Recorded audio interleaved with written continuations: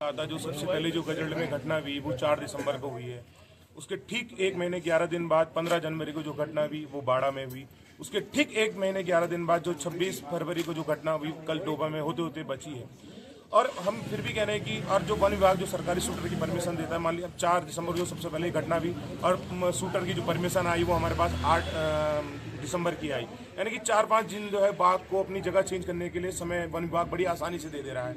उसके बाद जो समय दे रहा है उस समय में जब तक परमिशन खत्म होने वाली होती है 1 महीने की परमिशन, तो 28वें दिन जो है वो बाघ मार के पता नहीं कहाँ से लाके हमें शो कर देते हैं कि बाघ जो है मर गया है। अभी तक ओरिजिनल बाघ हमें मतलब 20 से 25 दिन तक वन विभाग या शूटर को वो बाघ नहीं दिखाई देता है। जैसे ही परमिशन खत्म होने वाली होती है उससे ठीक 1 दिन पहले बाघ दिखाई देता है और उसको मार के वहां पे रख देते हैं। 15 जनवरी की जो घटना हुई उसके बाद भी जो वन विभाग की जो सरकारी शूटर को मारने की परमिशन आई वो आई 19 जनवरी को, यानी कि 4 दिन उन्होंने फिर उस बाघ को इधर उधर घूमने के लिए दे दिए, जो अपनी जगह छोड़ने के लिए दे दिए। और हमारे जो बुजुर्गों ने कहा है कि बाघ को लगभग 2 या 3 दिन उसी जगह पे आता है, चाहे वो एक बकरी को भी मारे, इंसान तो दूर की बात एक बकरी को भी मारे। तो इसका मतलब वन विभाग जो है एक स्क्रिप्ट तैयार कर रखी है डीएफओ साहब ने कि हमला करेंगे, परमिशन लाएंगे, इनको गैप देंगे और उस बाघ को अलविदा कह देंगे, मतलब कुछ। लेकिन फिर भी ये कह रहे हैं कि जो शुरुआत में जो गजल में घटना हुई उसमें एक नर और 2 मादा थी। अब ये कह रहे हैं कि दोनों जगह इन्होंने मादा मार दी, तो इसका मतलब जो मेन मैन हिटर जो नर है वो अभी जिंदा है, जिसने कल हमला भी करा शायद। उसके बावजूद कह रहे हैं कि दो जो है घायल शावक हैं वो घूम रहे हैं। इसका मतलब 3 जो मैन हिटर हैं वो इसी एरिया में घूम रहे हैं। तो निश्चित रूप से 1 महीने 11 दिन का समय हो चुका है और ये जो सप्ताह है इसमें कोई बड़ी दुर्घटना होने की पूरी आशंका है। कल आप लगा लीजिए, कल जो घटना भी मेरी ग्राम सभा में, आज सुबह 2 परिवारों ने पलायन करके अब अपने बच्चों के पास देहरादून चले गए। तो इससे बड़ा दुर्भाग्य है। माननीय सांसद जी कहते हैं कि रिवर्स पलायन की ओर चलिए, माननीय भाजपा की सरकार कह रही है कि रिवर्स पलायन की ओर चलिए। कहाँ से हम रिवर्स पलायन करेंगे? तो निश्चित रूप से पलायन, रिवर्स पलायन तो छोड़िए, पलायन को और बढ़ावा मिलेगा और आने वाले समय में गाँव में इस विधानसभा में जो जनता है वो कम हो जाएगी और निश्चित रूप से राजनीतिक रूप से भी इसका जो है नुकसान होने की पूर्ण उम्मीद है। सबसे यही कहते हैं कि जो अभी नाच गाना में जो पैसा वेस्ट कर रहे हैं इसकी जगह हमें पिंजरे लाइए, हमें जो ट्रैप कैमरा है वो दे दीजिए और हमारे जो गश्त है आप कंटिन्यू करिए, निश्चित रूप से हमें सफलता मिलेगी और पिंजरे में जो जानवर है वो कैद होकर उस क्षेत्र को जो है बड़ी सफलता मिलेगी और आराम मिल पाएगा। सर कल जो रात घटना हुई उसके बाद इन्होंने गश्त और पिंजरे की बात कही थी, लेकिन अभी तक जो है 11:30 हो चुके हैं, लगभग 12 घंटे से ऊपर का समय बीत चुका है। अभी तक ना तो वहाँ पिंजरे लगे ना वहाँ कैमरा ट्रैप लगा है। रेंजर साहब को फोन करके बोला है तो वो कह रहे हैं मैं थका हुआ हूँ अभी, इस वजह से आगे की कार्रवाई नहीं है। तो ये बड़ा दुर्भाग्यपूर्ण उनका भी बयान आया है। एक व्यक्ति विशेष का कोई मुद्दा नहीं है, ये पूरे उत्तराखंड का समूचे एक समाज को लेकर एक मुद्दा है, जो कि अगर समाज में सर्व समाज है उसके किसी भी भाग को प्रभावित किया जाता है तो वो उस पीड़ित उस क्षेत्र को देखा जाता है। तो आज हमारे जो जनपद पौड़ी में रुद्रप्रयाग में जो बाघ का आतंक मचा हुआ था, यहाँ पर आए दिन कोई अप्रिय घटना होती रहती है और ये घटनाएं ये नहीं है कि आज हमारे पौड़ी में घट रही है कल हमारे दूसरे जनपद में ना घटेगी। और आज हमारे किसी व्यक्ति ने इसे आह्वान किया है सबको आने का, तो हम लोग सिर्फ अपनी बारी का इंतजार कर रहे हैं कि कब हमारे घर पे तेंदुआ हमला करे और तब हम आवाज़ बुलंद करें। दुर्भाग्य हमारे लोगों का जो इस जटिल मुद्दे पे भी एक नहीं हो पा रहे हैं। और ये कोई भाजपा कांग्रेस से लेके कोई मुद्दा नहीं है, ये आम जनमानस का एक मुद्दा है।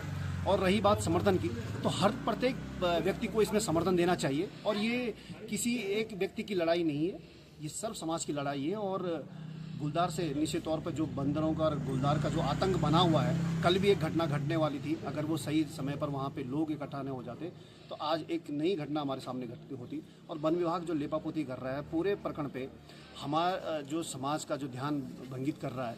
और मैं तो उन सरपंचों को भी कहना चाहता हूँ कि जो अंदर खुशी से मज़े से वहाँ बैठ रहे हैं, ऑडिटोरियम में गाना सुन रहे हैं और गाना बजाने का जो कार्य चल रहा है। और बड़े दुर्भाग्य की बात है, हमारे जो गढ़ रत्न कहे जाते हैं नरेंद्र सिंह नेगी जी, एक बार वो कहते हैं कि जसपाल राणा से साथ दे, उत्तराखंड में बाघ रही बाघ मार दे।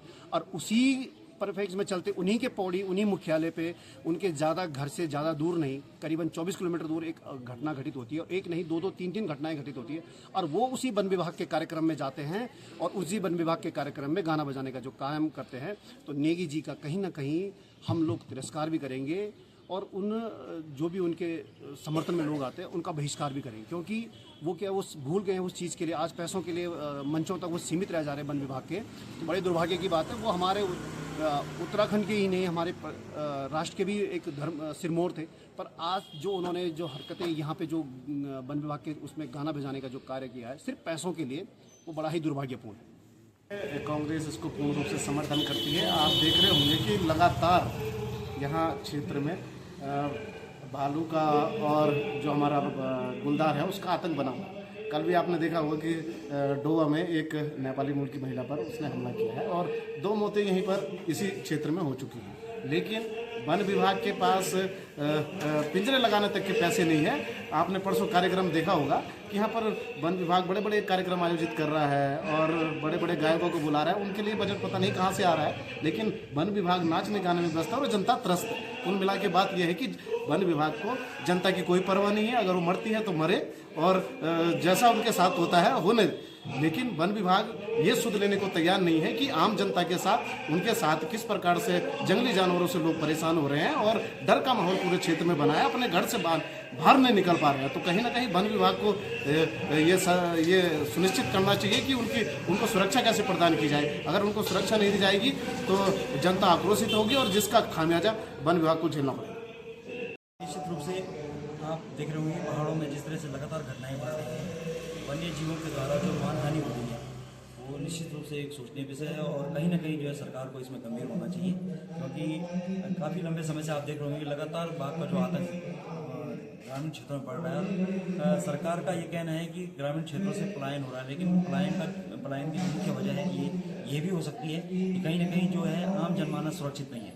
कहीं ना कहीं जो है अगर वो अपनी खेती बाड़ी के काम करते हैं गांव में तो वो अपने आप को सुरक्षित महसूस नहीं करते हैं। तो कहीं इस बारे में जो है सरकार को संज्ञान लेना चाहिए और निश्चित रूप से आज जो ये धरना प्रदर्शन यहाँ पर हो रहा है, सारे संगठन यहाँ पर समर्थन कर रहे हैं और एक प्रदेश का एक जिम्मेदार नागरिक होने के नाते सभी का कर्तव्य है कि वो इस पर बढ़ चढ़कर भाग ले। कहीं ना कहीं जो है इस मुद्दे को जो है गहनता से लेना चाहिए, सरकार को भी इस पर गंभीरता देनी चाहिए।